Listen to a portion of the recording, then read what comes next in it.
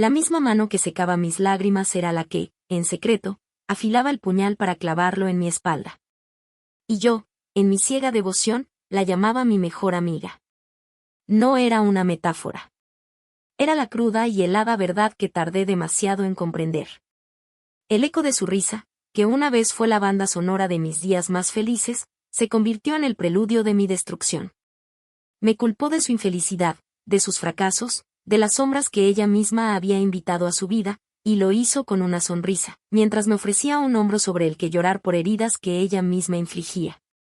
Fue una traición tan perfecta, tan meticulosamente orquestada, que cuando el telón finalmente cayó, no solo me encontré rota, sino que dudé de la propia existencia de la luz.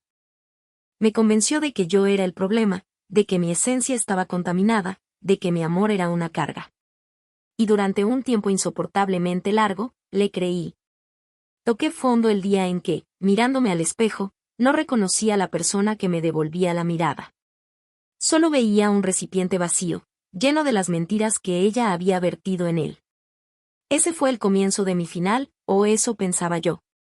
Pero a veces, solo cuando te arrebatan todo, encuentras lo único que nadie te puede quitar. Aún no lo sabía, pero ese reflejo destrozado sería el lienzo sobre el cual pintaría mi renacimiento. El viaje desde ese abismo hasta la persona que soy hoy no fue fácil, fue una guerra librada en el silencio de mi propia mente, una batalla por cada centímetro de mi alma. Esta es la historia de cómo sobreviví no solo a ella, sino a la versión de mí misma que ella casi logra aniquilar. Es la historia de cómo aprendí que las cicatrices más profundas no tienen que ser un mapa de nuestro dolor, sino un testamento de nuestra capacidad para sanar.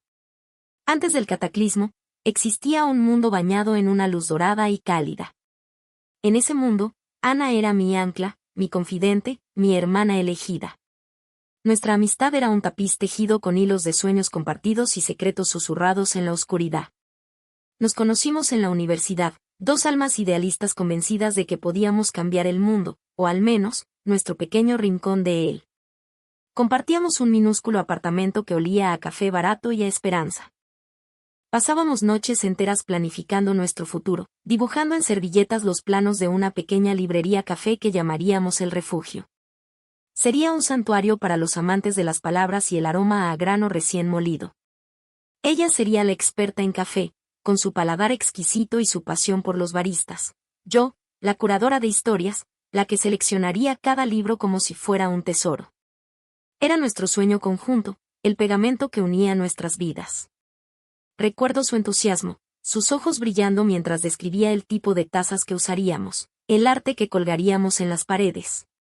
Yo confiaba en ella de una forma absoluta, una confianza pura e incondicional que solo se tiene en la juventud.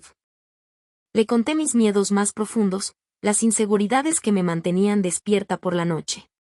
Le entregué las llaves de mi vulnerabilidad sin pedir nada a cambio, porque creía que nuestros corazones estaban sincronizados, que su lealtad era tan inquebrantable como la mía. Cuando mi padre enfermó, fue Ana quien me sostuvo. Cuando perdí mi primer trabajo, fue ella quien me recordó mi valor. Parecía estar ahí en cada caída, siempre con las palabras justas, con el abrazo preciso. Vista en retrospectiva, esa presencia constante era menos un apoyo y más una vigilancia. Estaba estudiando mis debilidades, aprendiendo dónde presionar, dónde estaban las grietas en mi armadura. Pero en aquel entonces, yo solo veía amor. Veía una conexión tan profunda que la consideraba una extensión de mí misma. Invertí todos mis ahorros, el pequeño legado de mi abuela, en nuestro sueño. Firmamos papeles, alquilamos un local, y sentí que la vida por fin tomaba la forma que siempre habíamos imaginado. Celebrábamos cada pequeño paso, cada caja de libros que llegaba, cada bolsa de café importado. Éramos un equipo. Éramos invencibles. O eso creía yo, ciegamente feliz en el ojo de un huracán que ella misma estaba creando. La ruptura no fue un estallido repentino, sino una demolición lenta y silenciosa. Comenzó con pequeñas grietas en los cimientos de nuestra confianza, fisuras que yo, en mi negación, atribuía al estrés de emprender. Primero, fueron las discrepancias en las cuentas. Cifras que no cuadraban, gastos inexplicables.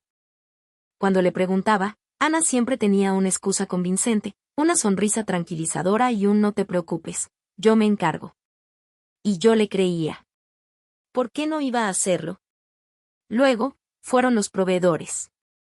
Llamadas de quejas por pagos atrasados que, según ella, ya estaban resueltos. Pequeños incendios que ella supuestamente apagaba mientras yo me concentraba en la parte creativa, en el alma de El Refugio.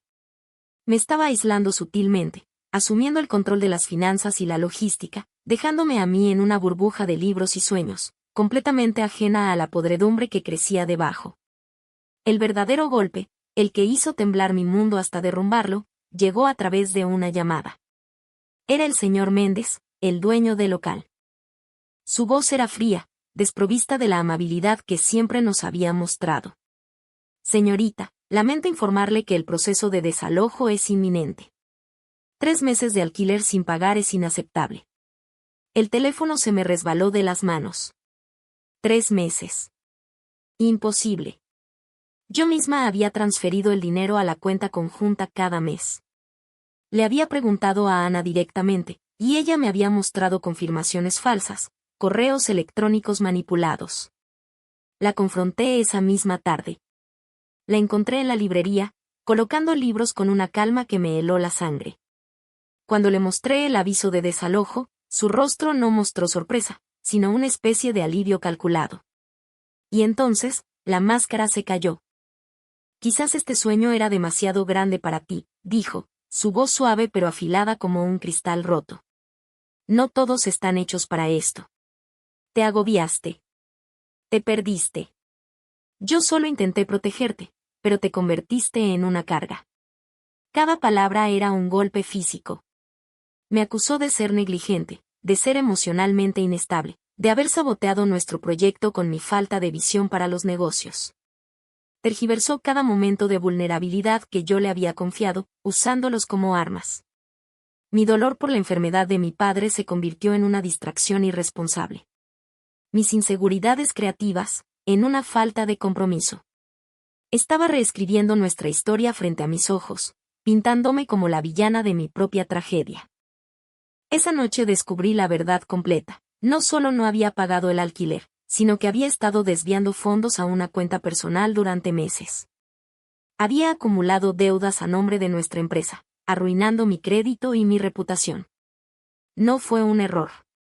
No fue una mala gestión. Fue un plan.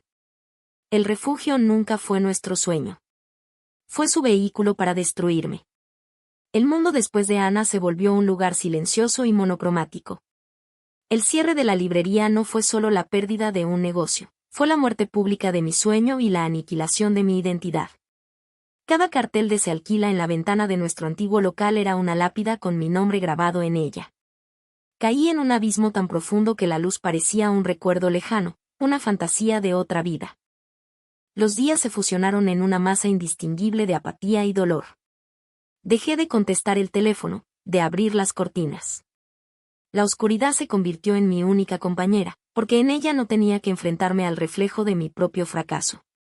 El silencio de mi apartamento era ensordecedor, llenado únicamente por el eco de sus acusaciones. Su voz se convirtió en mi narrador interno, una presencia constante que me recordaba mi inutilidad, mi ingenuidad, mi estupidez. ¿Cómo pudiste ser tan ciega?, susurraba en mi mente. Te lo merecías. La traición había envenenado mi percepción de todo y de todos. Cada acto de amabilidad de un extraño me parecía sospechoso. La sonrisa de un amigo se sentía como el preludio de una puñalada. Construí muros tan altos a mi alrededor que nadie podía entrar, pero el problema es que yo tampoco podía salir. Estaba atrapada en la prisión de mi propio miedo. El insomnio se apoderó de mis noches. Me quedaba despierta, repasando cada conversación, cada gesto, cada promesa, buscando la señal que había pasado por alto. ¿Cuándo empezó a mentir? ¿Alguna vez fue real nuestra amistad? La tortura de la duda era peor que la certeza de la traición.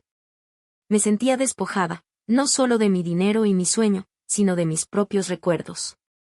Había contaminado mi pasado, convirtiendo momentos felices en escenas de un crimen del que yo era la única víctima inconsciente. Mi cuerpo también empezó a rendirse. Perdí peso, mi cabello se caía, y una fatiga crónica se instaló en mis huesos.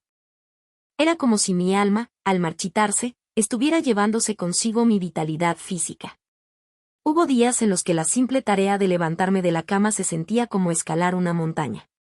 Me senté en el suelo de mi habitación vacía, rodeada de cajas de libros que nunca llegarían a las estanterías de El Refugio, y lloré.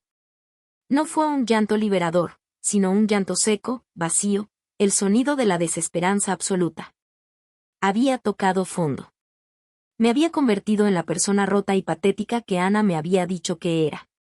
En ese momento, en la más absoluta oscuridad, creí que ese era mi final. No había nada más allá de ese dolor. Ella no solo había destruido mi vida, había convencido a una parte de mí de que no merecía tener una. La chispa no fue una explosión de luz, sino un débil parpadeo en la inmensa oscuridad.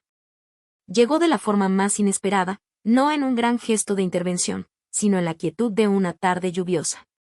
Llevaba semanas, o quizás meses, viviendo en esa neblina de autocompasión y desesperanza. Un día, sin ninguna razón aparente, mis pies me llevaron fuera de mi apartamento. Caminé sin rumbo, dejando que la lluvia empapara mi ropa, sintiendo el frío en mi piel como una forma de castigo autoimpuesto. Terminé en un pequeño parque que solía visitar en tiempos más felices. Me senté en un banco mojado, observando cómo las gotas de lluvia golpeaban el suelo de cemento. Y entonces lo vi. Justo al borde del camino, creciendo en una minúscula grieta del pavimento, había una pequeña flor silvestre, un diente de león. Era frágil, insignificante, y estaba siendo azotada por la lluvia. Cualquier otra persona la habría pisado sin notarla. Pero para mí, en ese momento, esa flor era un milagro. Estaba sobreviviendo, e incluso floreciendo, en el lugar más inhóspito, contra toda probabilidad. No tenía tierra fértil, ni cuidados, ni sol. Solo tenía su propia voluntad de vivir. Me quedé mirándola durante lo que pareció una eternidad. Y por primera vez en mucho tiempo, sentí algo más que dolor. Sentí una punzada de asombro. En ese momento, una voz resonó en mi cabeza. No era la voz cruel de Ana. Era una voz más antigua, más tranquila. La voz de mi abuela. Recordé algo que me dijo una vez cuando era niña y me había caído de un árbol: las heridas no te definen, cariño. Lo que te define es la decisión de levantarte. Fue una realización simple, pero profunda. Ana me había herido. Me había roto. Pero yo seguía bebiendo el veneno de su traición cada día, reviviendo el dolor, permitiendo que su fantasma dictara mi presente. La flor no se preocupaba por la dureza del cemento, simplemente crecía. No podía cambiar lo que había pasado. No podía borrar la traición ni recuperar el dinero perdido. Pero podía decidir dejar de regar el jardín de mi miseria. Podía elegir levantarme. No fue una transformación instantánea. No me levanté de ese banco como una persona nueva y curada. Pero algo había cambiado fundamentalmente dentro de mí. Una pequeña llama se había encendido. Por primera vez, en lugar de preguntarme por qué a mí, me hice una pregunta diferente: ¿y ahora qué? Esa pregunta, esa simple pregunta, fue el principio de todo. Fue la decisión de dejar de ser una víctima y empezar, muy lentamente, a convertirme en una superviviente. La lluvia no cesó, pero por primera vez, no sentí que me ahogaba en ella. Sentí que me estaba limpiando. La escalada desde el abismo fue el trabajo más duro de mi vida. No fue un montaje cinematográfico con música inspiradora, fue una serie de pasos pequeños, a menudo vacilantes y dolorosos, dados en el silencio de mi propia determinación.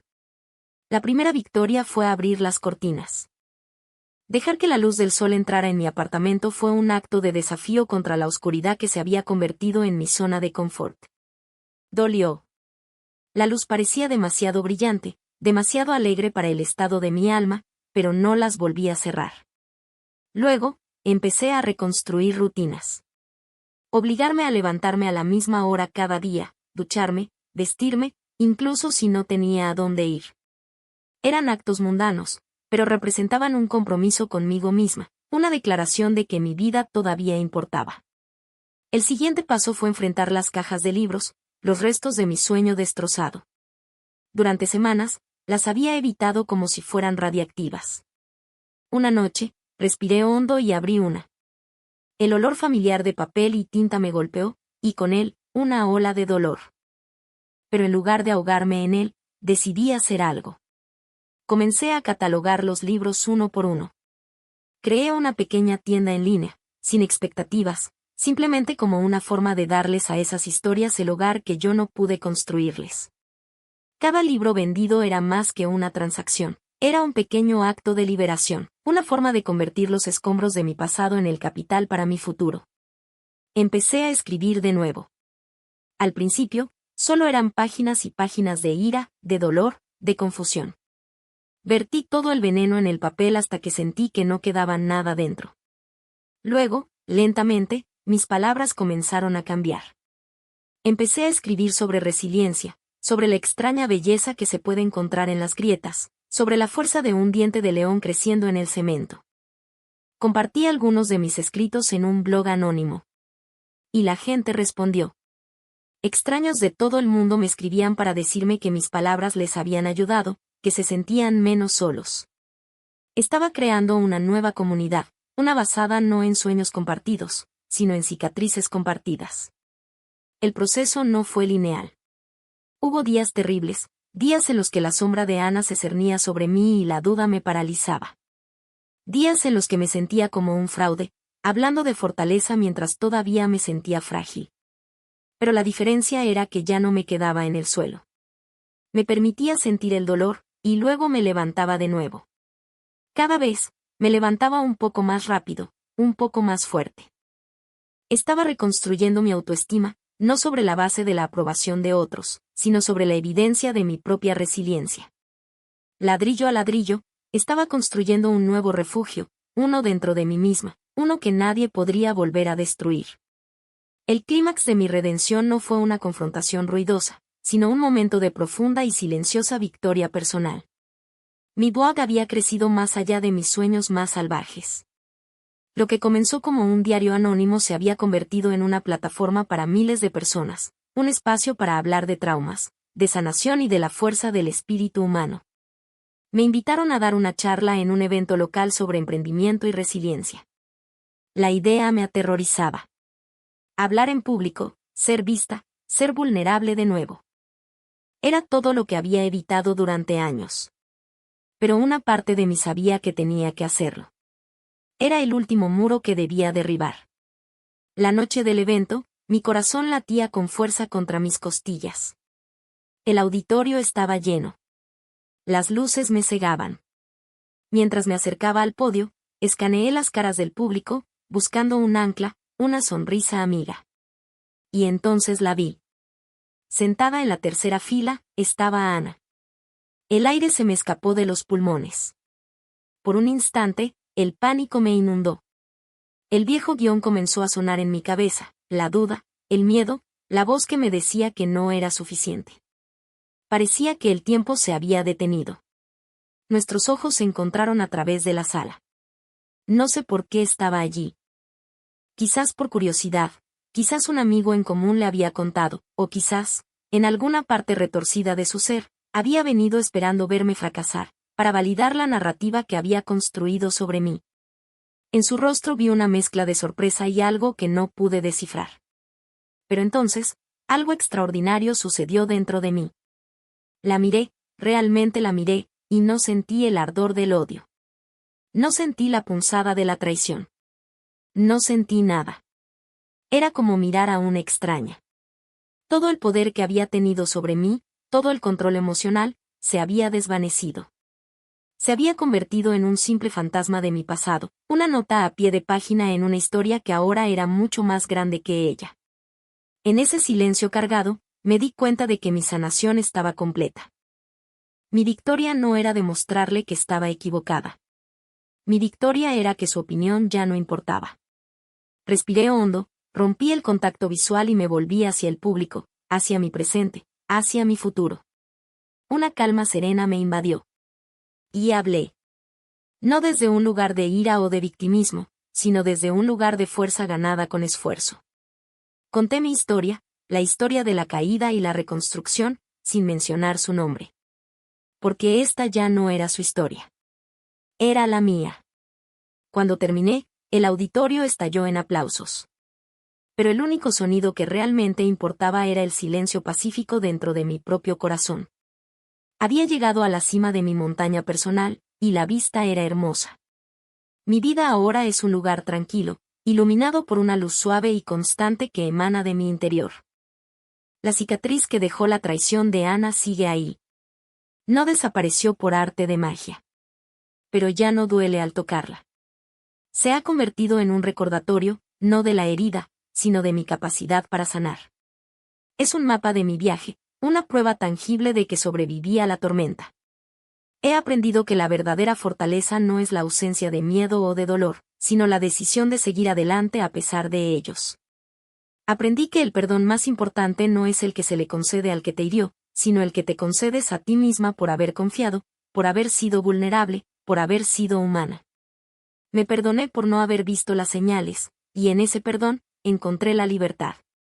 El refugio que una vez soñé construir con ladrillos y mortero, ahora existe de una forma mucho más significativa. Existe en las comunidades que he ayudado a fomentar en línea, en las conversaciones que inicio, en la esperanza que intento compartir a través de mis palabras. Es un refugio intangible, pero infinitamente más fuerte, porque está construido sobre los cimientos de la empatía y la resiliencia compartida. A veces, todavía pienso en Ana, pero es como recordar a un personaje de un libro que leí hace mucho tiempo. Su historia se detuvo en el momento en que eligió la destrucción, mientras que la mía apenas comenzaba. Le deseo paz, no porque se la merezca, sino porque yo merezco la mía, y el rencor es una carga demasiado pesada para llevar en un viaje hacia la luz. Y ahora, me dirijo a ti. Si alguna vez te sientes roto, si alguien en quien confiabas ha destrozado tu mundo y te ha dejado en la oscuridad, quiero que escuches atentamente. Tu historia no termina aquí. La traición no es tu identidad. El dolor no es tu destino. Tienes dentro de ti una reserva de fuerza que ni siquiera sabes que posees. Permítete sentir la rabia, el duelo, la desesperación. Llora. Grita. Pero no construyas tu hogar en ese lugar de desolación. En el momento más oscuro, busca esa pequeña grieta, esa flor imposible que crece en el cemento de tu dolor. Aférrate a ella. Porque tú también puedes reconstruirte. No serás la misma persona que eras antes, serás alguien más. Alguien forjado en el fuego, alguien con una comprensión más profunda de la luz porque ha conocido la oscuridad. Tu herida no te define. Lo que te define, lo que siempre te definirá, es cómo eliges sanar. Y tu viaje, tu increíble viaje de sanación, apenas está comenzando.